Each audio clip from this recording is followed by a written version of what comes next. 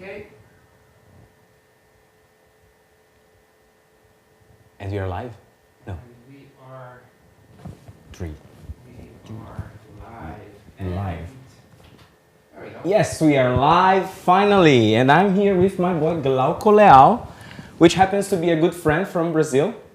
We are going to talk today about talent management. This is a series that I want to do with the student organizations in Hungary. So if you are a student organization and you are in Hungary, you can be in whatever you are in Europe. We can do it a live version for yourself too. But as for starters, we are going to do a live version in Hungary. So if you are part of a student organization, just talk to me, or I'm going to talk to you, and we are going to talk a little bit about managing talents or student talents in this beautiful country. Glauco, can you introduce yourself so I don't say anything wrong about you? Okay, cool. So as Ricky have introduced me, I'm Glauco, I'm from Brazil, I'm 26 years old. I'm currently responsible for talent management in ISAC in Hungary, an organization that I have been part for the past 6 years. I've been to so many departments in the organization so far and I've experienced a lot, but my biggest passion has always been talent management itself and how we deal with people. Even though my bachelor has nothing to do with that, I'm graduating in international relations, but my biggest passion lies in people itself and their development. Okay, that's a very good question that I have for you. So my question is like when we are talking about student organizations and what we are doing or what we are actually studying for, how does student organizations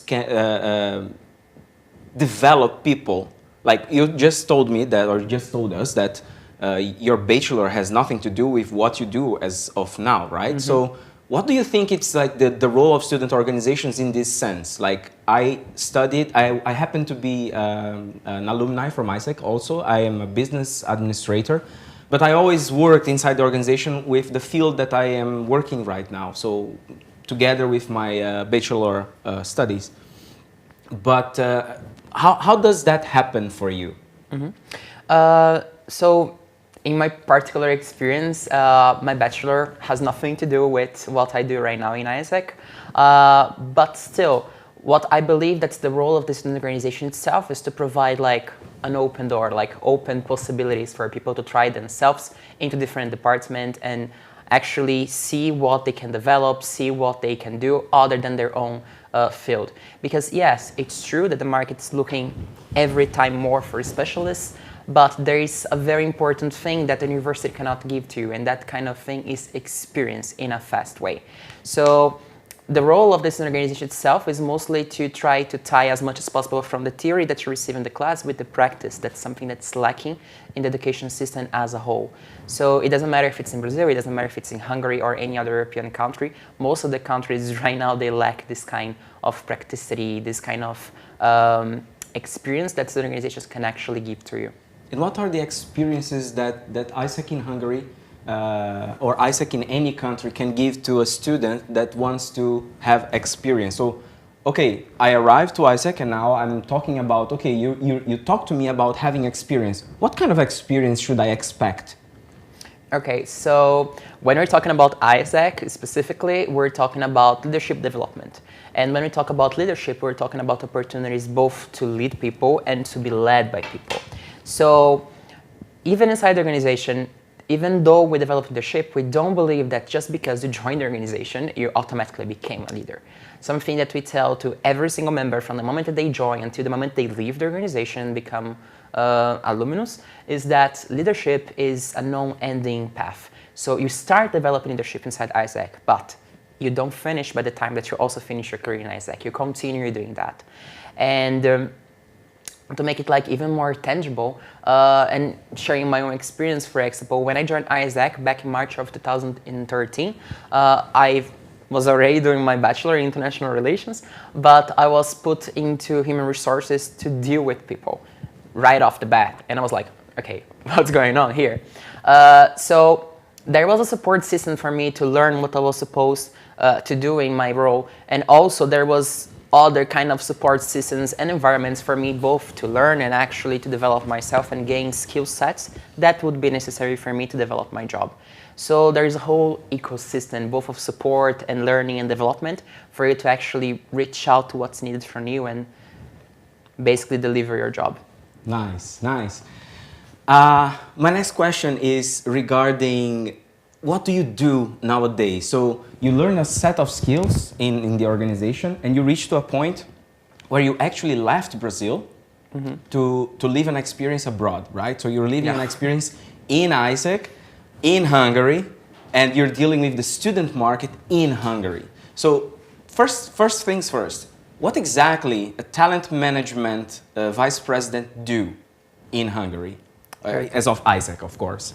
Okay, so inside the organization, basically what I do in my daily basis is to work with data, oversee profiles, guide people, try as much as possible to also align global tendencies, global directions from Isaac International to Isaac Hungary to ensure that we are in the same path.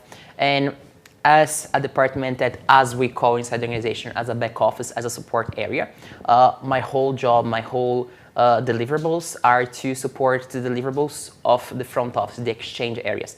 So it's not that different from Expo from a company in which you have like the HR working for the market or the sales, and then you have your goals, you have your deliverables. It's quite similar in Isaac, and this is why I say that as a student organization, this is something that can actually be very valuable to you, because exactly what you're going to face in the market field is what you actually experience inside Isaac, and sometimes even a more intense and shorter way than in a company. Yes, yes, yes, because in Isaac, actually you have just a year to implement each and every strategy that you have. So as an alumni, I can say that each and every role that we have in Isaac, the major roles, they have a year of lifespan. We have roles that last from six months or a year, but the major roles, they are always a year.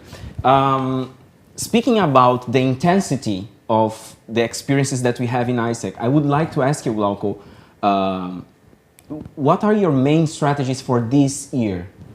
What are your main strategies to actually make Isaac in Hungary reach to a point where it's more knowledgeable, like in the sense that other students from other universities or all the universities in Hungary can actually reach out to Isaac?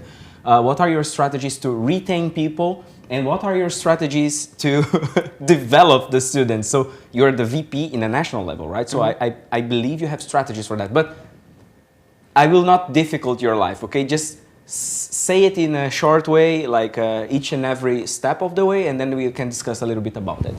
Okay, I'll try to keep very short, very basic. So in my role, basically, it's not just about like seeing what's needed inside the country and seeing what's needed inside Isaac, but also trying as much as possible to get the international influences, see where the organization is going globally, and try to translate this to the local necessity, to the local reality. So for Expo, one of the biggest strategies that we have this year is to actually align our timeline, our operations timeline, and human resources play a huge role into that. Why? Because as a student organization, the common sense is that if we need to have volunteers to work in their fields, they need to get to the organization by the time that they join the university. But there is a whole other thing that's not being considered, and this thing is the products that we actually offer to the other students. And our timeline on the way that we deliver these products is not exactly the same as the university one. So with that said, one of the main projects of the semester, for example, is to work on how we can actually align our timeline to the global one so we can still be competitive both inside Hungary and outside Hungary. Because the work we develop and even the things that I do is not just to make sure that the people here are developing themselves and getting the skills they need for the market itself, but also how we can still be relevant for the global plenary, because we're not competing just with Hungary. We're also competing with 120 countries around the globe to try to make Isaac Hungary as competitive and as big as possible. Wow, that's quite a lot. Yeah, I try to be short though. Yeah. What are your main struggles nowadays? Like, I want to trace a parallel. Like Okay. you have been in contact with students from Brazil, from Malta. Actually, Glauco was in Isaac in Malta, so he could also see like different kinds of students, not only from Malta, because you have a lot of international students in that island doing Erasmus or other kind of programs. But I want you to trace a parallel. What are the main differences or similarities between students in Brazil, in Malta, and in Hungary? Wow. Or you can even trace a parallel like students from Latin America, because I know that you have contact with students also from Latin America. So Latin American students and European students. We can trace this continental parallel if it's possible for you. Okay, I think the biggest thing when it comes to like this parallel would be this desire to thrive and succeed in the career, which I think is a global thing. It doesn't matter where you come from, it's a global thing. Everyone wants to thrive and succeed. But the way that you're gonna get there is something that's very particular, very niche to each country I've been or to each country I've been talking to. For example, in Brazil, the way that people feel that they're going to succeed is by getting as many experiences as possible and by dedicating their time in order to learn more and to involve themselves more into initiatives. The way that I've experienced that in Malta was through social networks. So the more people you know, the easier it is for you to get there and stuff, especially because demographic-wise, geographic-wise, it's like a very close country, it's a very close community. So that kind of behavior, that kind of proximity, it actually helps. So yes, education counts a lot, but there is just one official university in the whole country. So the community itself is already like very close. So this kind of behavior and social skills are something that are needed. I want to just cut you a little bit here, because I want to, you're talking about behavior, you're talking about people skills and this kind of stuff.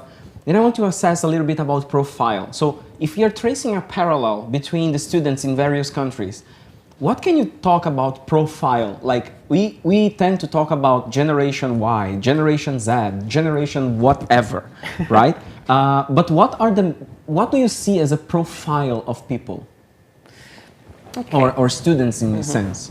Okay, so it really depends because there's no specific profile, there's like no set profile in which you can say, oh, if this person comes from this country or comes from this society, this person is going to be like this or the person is going to be like that. For example, inside Isaac, when we're looking for recruiting people, we have what we call a global persona, which are the minimums that we expect from a candidate to show himself or herself fit for the role or the position that he or she is applying to.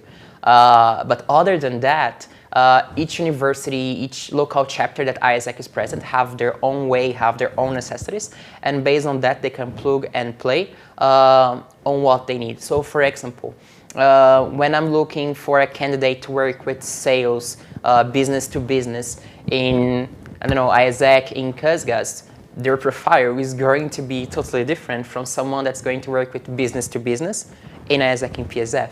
So it really depends. It really goes according to the necessities, timelines, and stuff. Do you believe that students actually know what are their profiles? Like, is it something that is easy for students to find out? Nope. No. No, definitely no. I actually knew about it. I knew this answer actually. I'm asking you because you're the specialist, but even I think that there's a common mistake that people make that. Yeah, okay, I like public speaking, and therefore I should be a salesperson. But that's not really true. Definitely not. Definitely not. Or I like to advertise myself. I like to do Tinder, or not Tinder, but I like to do Instagram. I like to Instagram, or I like to Snapchat, or this kind of stuff. Therefore, I need to be a social media manager, and that's definitely not the case, right? Definitely not. And how nowadays Isaac is doing the profile assessment of students. Mm-hmm. So when we're talking about profile assessment, it starts from the very own beginning, from the interview itself. We have a series of tools and questions and systems and everything that you guys can imagine in order to measure and gauge as much as possible each and every single candidate that we put inside the organization. So of course we don't expect to have, especially as a student organization, comprised by volunteers mostly, all the perfect profiles. Like we're gonna get that person who is a little bit rough, but has some hidden talents that we can identify during the recruitment process. And then we're gonna shape this person as much as possible, not just to be in its diamond form as good as it can be, but also to be a talent that after the market can absorb. Because of course, the work that we start here is something that we are aware of that doesn't end with organization. And we're also aware of our role. If we compare like all these years that ISEC exists since the Second World War, our role into delivering this kind of talent to the society and to the market itself. Because at the end of the day, what we do and what we strive to do every single day is to develop leadership in people. And I think it answers your question, no? Yes, it does. Cool. Perfectly. Developing leadership. So ISEC is striving to develop leadership in people. That's a very beautiful motto. I love it. Not to say I'm an alumni from the organization. But Glauco, have you heard, I mean, of course, I'm touching about the profiling and everything because, you know, Abimato has a tool that actually profiles people in a very simple way. It's called Swipe, you can see it here. And of course, I'm making immersion because reasons, of course. Rob behind the cameras, he's laughing at me. But you know, I have to do this stuff because, yes, ISEC has a purpose, right? The purpose of... ISEC taught you to do it. What, sorry? ISEC taught you to do it. Yes, ISEC touches you to do it. And we have a purpose in ISEC that is to develop leadership in the world so we can make people, we can create leaders so we can create a better world. And Abimato also have a purpose that is to profile people so they can match the people to the right places in the right time. I love a quote from a book called Good to Great from Jim Collins. I'm sure you heard about it. Of course. And there is a very nice quote that says, put the right people on the bus and take the wrong people off the bus. So I believe that that's the motto. So if you have a chance, please try Swipe. It's an application. It's web developed, so I think it's free for using. And after that, you can use Vote, which is the application that makes the profiling a little bit better. If you have questions about Swipe and Vote, please write comments below, and we are going to. ISEC. What? Sorry? Or ISEC. Or ISEC, yeah, of course. If you have questions about ISEC, just write down the questions below. Let us know because I will be the happiest person, and Glauco also, to talk about it. Okay, so Glauco, thank you very, very much for coming here. I would love to have you again to talk about what is the gap between students and the market and how ISEC can bridge this gap. But for today, I think the show is already too long. And thank you very much, guys, for coming here. Write questions below. Advertise ISECers. Advertise here below. Link this page. Share and comment. Okay. So thank you very much. And I think that was it. Thank you very much for the invitation. Give me a high five, Glauco. Thanks. See you. Yeah. And I think we are almost out because I think YouTube is still not out.